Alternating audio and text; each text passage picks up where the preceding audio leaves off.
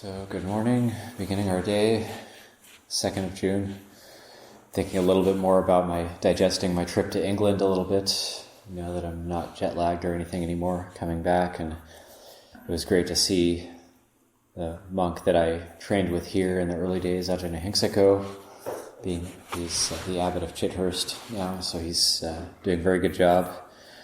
And there's a very elderly monk there who's quite lovely. His name is Lumpur Titadamo, and he builds like these really eccentric kind of hobbit huts and stuff in the forest, and they just let him to it. But they're really well done, but they're very, very kind of interesting. And he's very elderly now, so he's in his 80s. He could die at any time.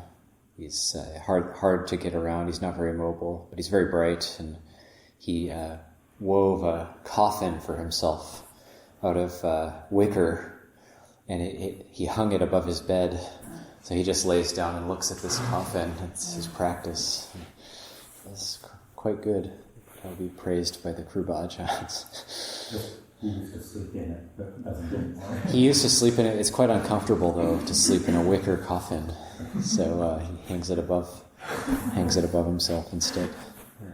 So it's an interesting dynamic as a senior monk. You get focused on a lot more, and I was, in a way, I kind of came to the monastery to kind of get away from people looking at me and kind of get away from society. But then I never would have thought that I would be in the position of being an abbot of a monastery and having being a central focus of the community. So it's very good for my practice. I could say one of the most difficult things is like it can be hard for people if say I'm not having a good day, or if I'm feeling low on a certain day, then there's not much space given for that. So it's like people can feel uninspired or feel like, maybe he hasn't actually learned much from his 23 years at Abhayagiri. He's kind of looking grumpy today, or looking a bit low or exhausted. So there's one thing that's good to realize is that senior monks are actually human as well. So we're not robots. We aren't able to just we aren't able to be like those cutesy novice statuettes all the time, kind of like, so one thing that I saw Ajahn do that was very skillful was Ajahn Lumpur Titadamo came in for the Patimokkha. It was on Visakha Puja, and he's like, "Good morning, Lumpur Titadamo." And he's like, "Is it a good morning?" And Ajahn said, "No, it's a fantastic morning." And he kind of laughed, and it kind of changed that. So I find skillful means sometimes to brighten things up, and Ajahn Titadamo had a huge smile, and kind of like it brightened him up, and it was a nice kind of spiritual qigong. So, but then the happiness of long-term practitioners, it doesn't always express itself on the exterior, and so often we just judge people by the exterior, especially in the West. That's a very common thing. That's why it's so hard to know where people are in their practice. That's why it's ehipassiko. That's why each person has to know for themselves. So we might see somebody even like Longpa, and he might have his character traits or mannerisms, but we're only seeing the surface. We're not seeing the depth. We're not seeing the interior. So it takes a long time living with somebody for a long time. It takes discernment, and the Buddha said it takes living with somebody for a long time, not for a short time, to know, say, their level of virtue. It takes knowing somebody and being with somebody in adverse circumstances to know their level of fortitude. It takes constant conversation with somebody to know their level of wisdom. And that's after a long time, not after a short period of time.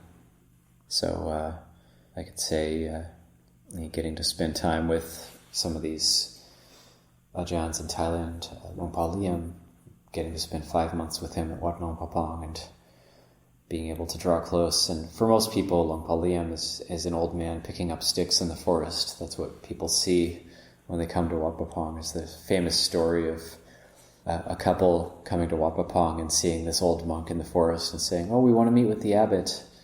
And he just said, "Go to the office." And he just kept picking up sticks in the forest. And so they went to the office, and a few minutes later he walked in. So they had no idea that, you think, oh, well, he's maybe going to be doing something special. But that is special, to be totally ordinary. That is actually special. So, and that's unusual. That's why we love Longpa Liam. That's why he's the leader. That's why he's the head of the Longpa Cha tradition, holding Longpa Cha's barami. So, but it is good to give each other a lot of space to grow, and that even sometimes senior monks might be feeling low or not doing well. That's okay.